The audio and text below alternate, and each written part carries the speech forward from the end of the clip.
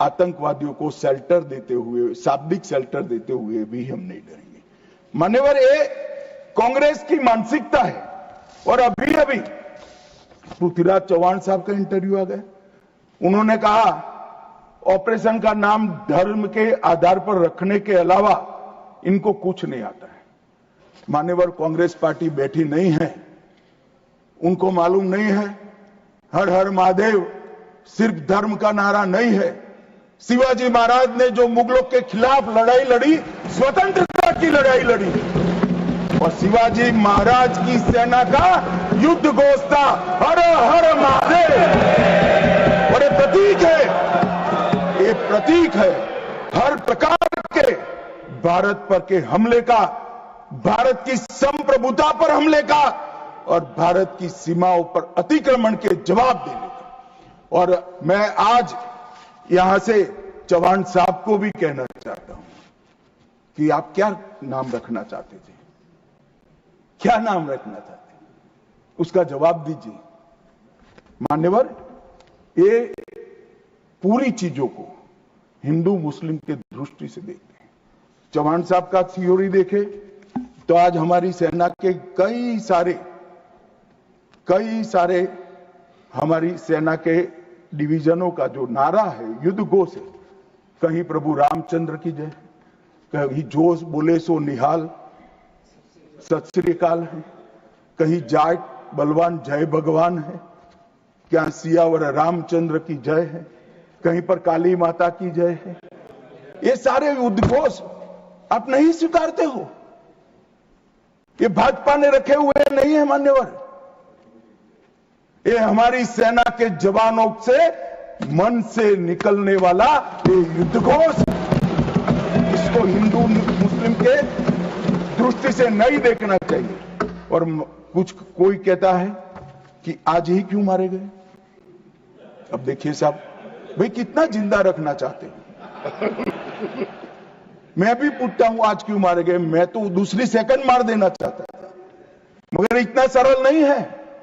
जिन ऊंचाइयों पर ये छुपे हैं, जिस प्रकार की निर्जन जगहों पे 22 दिन तक सीआरपीएफ सेना और जम्मू कश्मीर की पुलिस ड्रोन से भेजे हुए खाना खाकर इतनी कठिन परिस्थिति में इनका पीछा कर कर मारा है, और आप मुराद पूछ रहे हो क्योंकि क्यों नहीं मानना है आज? क्योंकि आज राहुल गांधी का भाषण था। इस तरह से नहीं चलता है मान्यवर। पूरे देश की जनता कांग्रेस पार्टी को देख रही है। इनकी प्रायोरिटी देश की सुरक्षा नहीं है, राजनीति है। उनकी प्रायोरिटी आतंकवाद को समाप्त करना नहीं है, अपनी वोट बैंक है। उनकी प्रायोरिटी हमारी सीमा की सुरक्षा नहीं है, उनका सेक्युलर और अपीसमेंट का पॉलिटिक्स है मान्यवर। मगर हम इससे इत्तेफाक नहीं रखते हैं मान्यवर। आज मैं ऑपरेशन सिंदूर के बारे में भी बताना चाहता हूं। 22 अप्रैल को हमला हुआ। 22 अप्रैल को ही मेरी प्रधानमंत्री जी से बात हुई, वो विदेश थे। लगभग 2-2:30 बजे के सुमार पे बात हुई। मैं शाम होने से पहले ही श्रीनगर पहुंच गया था। दूसरे दिन सुबह सुरक्षा बैठक उसी रात को कर दूसरे दिन सुबह जहां मृतदेह थे वहां जाकर उनको श्रद्धांजलि देने के लिए गया। मान्यवर, वो मेरे जीवन का ऐसा दिन है जो मैं कभी नहीं भूल सकता। एक 6 दिन की शादी, एक बच्ची ने जिसकी शादी को 6 दिन हुए हैं, वो विधवा होकर हमें पूछती थी कब इसका बदला लिया जाए। मान्यवर, सब लोग क्षुब्ध थे, ना पानी पिया था, ना चाय पी थी, ना पीने की स्थिति थी। मैं मेरे जीवन में वो दृश्य नहीं भूल। आज भी वो दृश्य आ जाता है तो नींद से खड़ा हो जाए, इस प्रकार की वेदना होती है मान्यवर। ऐसा जघन्य अपराध कभी नहीं हुआ। धर्म के नाम पर पूछकर चुन कर इनके परिजनों के सामने मरे। छोटी बच्चियां, छोटे बच्चे, वृद्ध मां, उनकी पत्नियां, उनकी बहनें, इस सबके सामने मारा गया। और क्यों मारा गया? क्योंकि वो संदेश देना चाहते थे कि टेररिज्म से मुक्त हम कश्मीर को नहीं होने। मैं आज इस सदन से उनको संदेश देना चाहता हूं, जितना हो सके उतना प्रयास करना, कश्मीर आतंकवाद से मुक्त होकर रहेगा और होकर ये नरेंद्र मोदी का संकल्प। मान्यवर, 23 अप्रैल को, इसके पहले कल भाषण में कहा, वहां पर आज भी बोले, मैं बैठा था, कि 24 अप्रैल को मोदी जी चुनावी सभा करने गए थे। हमारे साथी ने जवाब दिया इनका, परंतु मान्यवर, मैं सदन का रिकॉर्ड क्लियर हो इसलिए मोदी जी वो सभा में क्या बोले थे वो कहना चाहता हूं। मोदी जी ने 24 अप्रैल को बिहार की जनसभा में जो कहा था वो चुनावी सभा नहीं थी। इस देश के प्रधानमंत्री की जिम्मेदारी है कि देश की जनता की भावनाओं को दुनिया के सामने ढंग से रखे। मैं कोट अनकोट उनके भाषण को पढ़ता हूं। मैंने 22 अप्रैल को पहलगांव का यह हमला केवल निहत्थे पर्यटकों पर नहीं बल्कि पूरे भारत की आत्मा पर हुआ एक दुस्साहसपूर्ण प्रहार है। आतंकवाद के प्रति दृढ़ और कड़ा रुख, आतंकवादियों और इस हमले की साजिश रचने वालों की कल्पना से भी बढ़कर उनको बड़ी सजा दी जाएगी। आतंकियों के बीच बची खुची जितनी भी भूमि है उसको मिट्टी में मिलाने का समय आ गया। 140 करोड़ भारतीय इस बात के लिए एकजुट है कि आतंक के आकाओं की कमर तोड़ दी जाएगी। भारत हर एक आतंकवादी और उनकी समर्थकों की पहचान करेगा, उनका पता लगाएगा, उनको दंडित करेगा।